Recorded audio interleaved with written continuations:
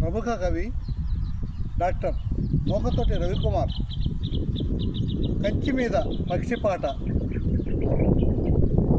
కవితా సంపుటి నుంచి ఓ కవిత శీర్షిక కంచి మీద పక్షిపాట. ఎగరగల పక్షులుంటాయి, రెక్కలు కత్తిరించిన కరెంటు తీగల మీద స్వేచ్ఛా సంగీతం పాడుతూ నడవగలిగిన పక్షులుంటాయి.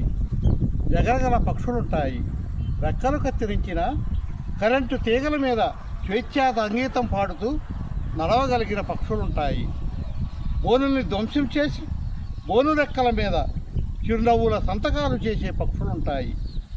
మేఘాలకి రంగులేసి గాలికి మార్దవం తెచ్చే పక్షులు, కొమ్మలకి పురుగు పోసి పొల ఋతువుల్లో చెట్లను ఓలలాడించే పక్షులు, రెక్కలకు కత్తులు కట్టుకొని తిరోగామి శక్తులపై యుద్ధానికి సయ్యనే పక్షులు. ఎగరగల పక్షులు ఉంటాయి, మరణాన్ని వెక్కిరిస్తూ శత్రువుపై కత్తి దూసే నవలోకపు పక్షులు ఉంటాయి. గుర్తించే కళ్ళు లేకే కోనరిల్లే మనుషులు ఉంటారు. గుర్తించే కళ్ళు లేకే కోనరిల్లే మనుషులు ఉంటారు. డాక్టర్ నోకతోటి రవికుమార్, కంచి మీద పక్షిపాట నుంచి ఒక కవిత. మీ తంగిరాల సోని. మీ శిఖా